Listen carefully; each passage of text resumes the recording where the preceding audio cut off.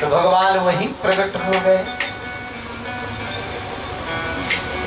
ध्यान प्राप्ता च्युतालेश निवृता क्षीण मंगला। और वहां प्रकट होकर के गोपी को भगवान ज्यों ही अपनी छाती से लगाए, अब गोपी भगवान के गले से लगी। उसी समय सदा सदा के लिए भगवान में विलीन हो गई, ठाकुर जी में लीन हो गई। ये तो द्वापर की बात है। वो कलयुग में श्री मीरा जी, भक्तवती मीरा द्वारिकाधीश में विलीन हो गई। चैतन्य महाप्रभु भगवान श्री जगन्नाथ जी में लीन हो गए। गोपी भगवान में लीन हो गई, ठाकुर जी में समाहित हो गई, क्योंकि भगवान की है। जो गोपियां पहुंची हैं सरकार के पास, भगवान कहते स्वागतम ओ महाभागा प्रियम किम करवाणी। देवियों स्वागत, आओ। आप लोगों का मैं क्या प्रिय करूं? ब्रज में सब कुशल से तो है। इस घोर रात्रि में आने का कारण क्या है?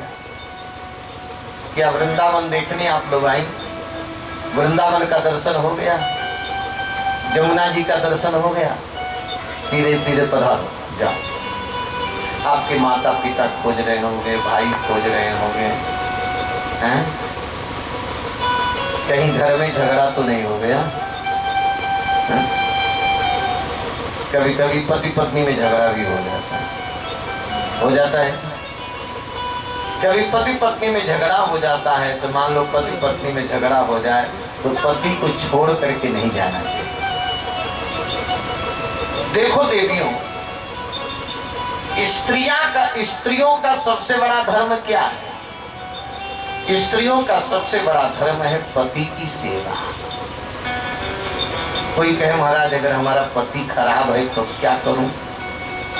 पति ही दुष्ट है, पति ही खराब है, तो क्या किया जाए? ध्यान देना, बड़ी सुंदर बात यहाँ पर ठाकुर जी ने कहा है। इसको अगर आप हृदय में रख लो तो आप बच जाओगे।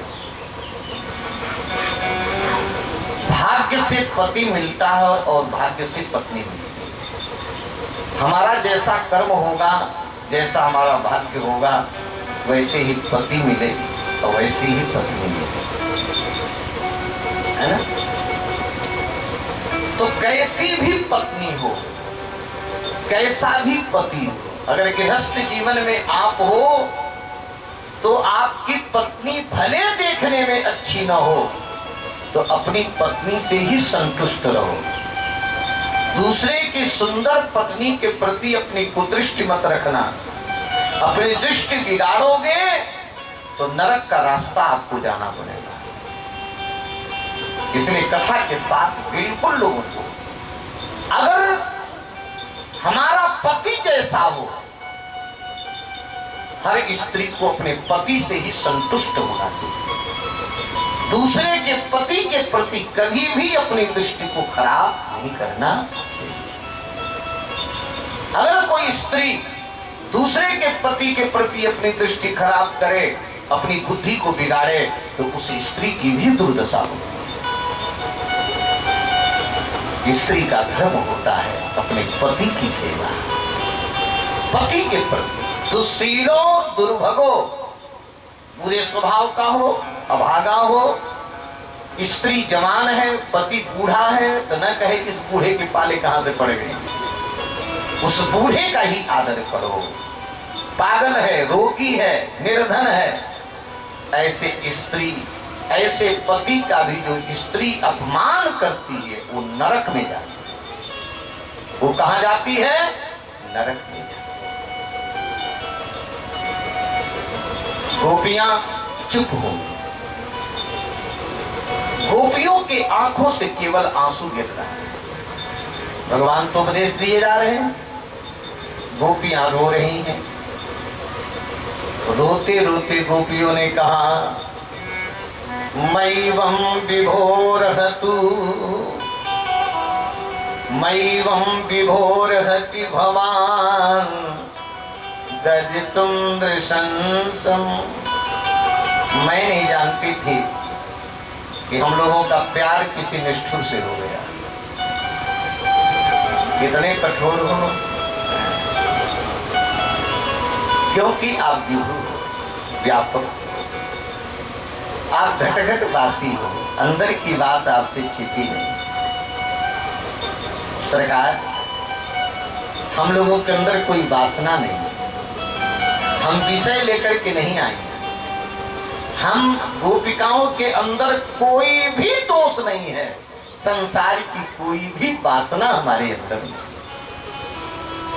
संकेत सर्व विषयान तव पाद मूलम। आप ध्यान देना, गोपियों के स्वरूप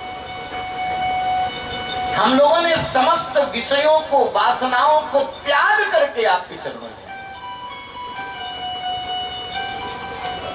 अगर वासना होती तो हम अपने को सजाती। श्रृंगार देखे हो,